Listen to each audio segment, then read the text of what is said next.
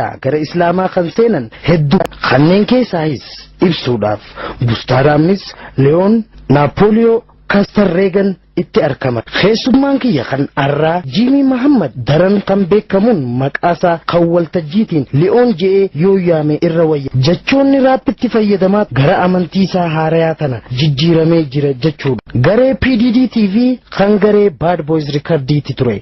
Imala Dubaay kan bara 2007tti Islaaminaa fudhate. Saudi Arabiyaa umraa akkuma godhee fixeen gaafii deebii tanarratti naaf argame. Singalatoonfadha Leon.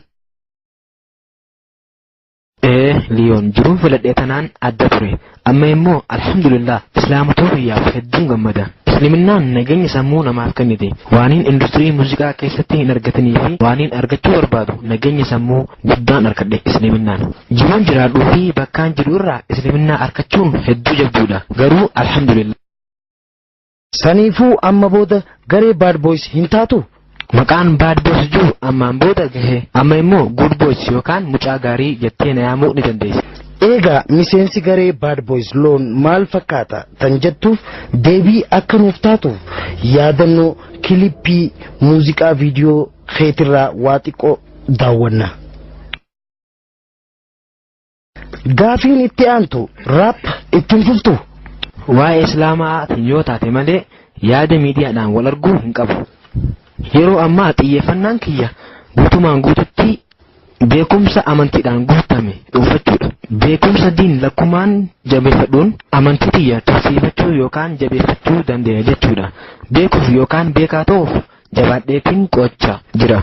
Rabbiin irra caalaa beekaadha. Assalaamu alaykum. Wa alaykum salaam wa rahmatullahi wa barakaatu. Mee if beeksisi. Maqaan kiyya Nicole Queenin jedhama. Bakkeen irraa dhufe Ameerikaan Daalaat irraa. Islaaminaa yoom fudhatte? Baatii caamsaa bara 2007 irratti Islaaminaa fudhadhe. Yeroo dheertuu dhaqa. Lakkii hedduu dheertuu hin jaamtu. Islaaminaa dura amantii tam hordofaa turte? Baaktis amantii kiristaanaatiin hordofuu ture. Akkamitti Islaaminaa fudhatte? Islaaminaarraa maal argatte? Ture. Odoon Islaaminatti hin seenin jiruun tiyya baddee turte jechuun ni danda'ama. Dhuguma amantiin irra ture akkuma yeroo takka mana kiristaanaa dhaquu ture. Akkuma dhala Ameerikaa hedduun hin dhuga. Iddoo mana daansii halkaniitiif footogiraafaan ture. Walumaa galatti hojiin tiyatarra mufachiiftu turte. Amata lamaan duratti. Booda kana akkaan jijjiiruu qabuun amane.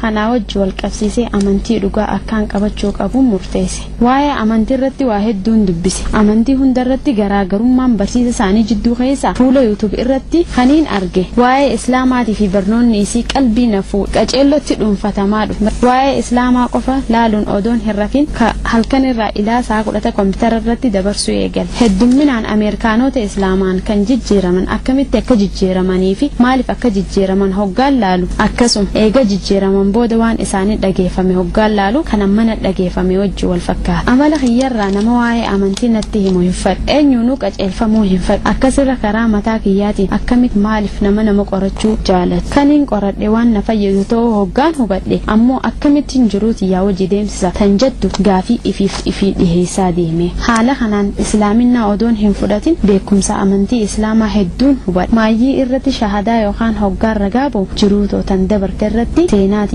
hunda irraan fadheeti. Duuba waa hundi kiyya jijjiirame. Hojiin kiyyaas, saayiboonni kiyyaas, uffanni kiyyaas waa hundi kiyya jijjiirame. Dhuguma waa hunda dhiisuun kan namatti ulfaatu fakkaata. Anatti hin jabaan. Maaliif si fakkaata? Dhugatti karaa dhugaa irra jiraachuu kiyyaan waan hin hubadheef jecha. Karaa kanaan Rabbii karaa Islaaminaa kanarra na oofiif galanni haa gahu. Warri keessan akkamitti simate? Islaama ta'uu kee ni fudhatanii? Islaaminaa odoon hin fudhatin dura waa'ee Islaamaa akkaan qorachu jiru haadha tiyyaaf himeetiin ture. Islaaminaa hangaan hin fudhatinitti Islaama taate jettee hin shakkine. Kanaan wal qabsiisee jiruun too akka jijjiiramte hubatte.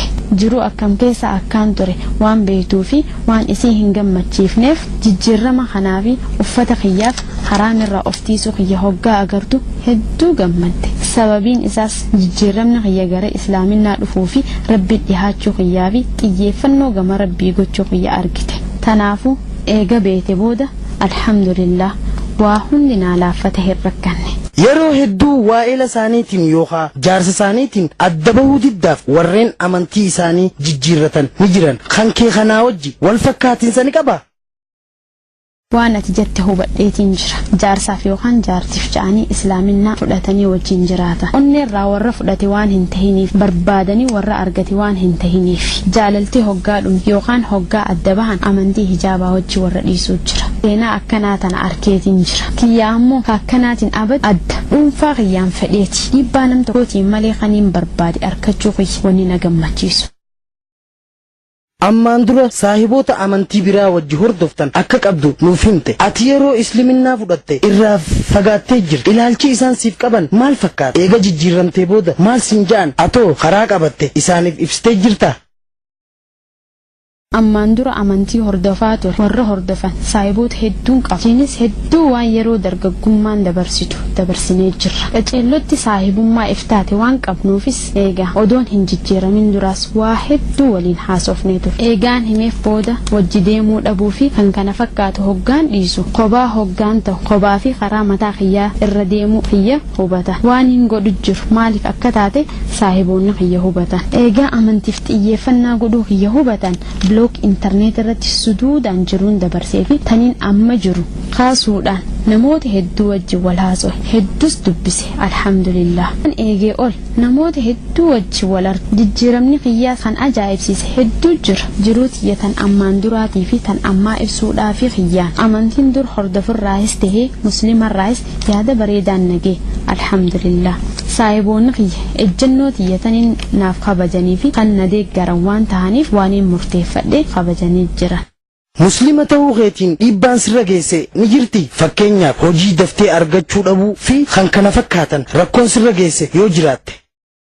hojii kilabaatii eegaan dhiise tan sanirra wayyaa barbaadeetiin ture hojii argachuuf bakkaa yaale hunda sababaa hijaaba kiyyaatiif jecha intarviin najjabaate hijaaba odoon hin godhatin hin dura hogguun laalu niin ajaa'iba garuu alhamdulillah dandeetii hojii fi muuxannoo waan hin qabuuf hijaaba kiyyaa wajji dhihaadhe intarviiniin hin dabrin hin jirtu.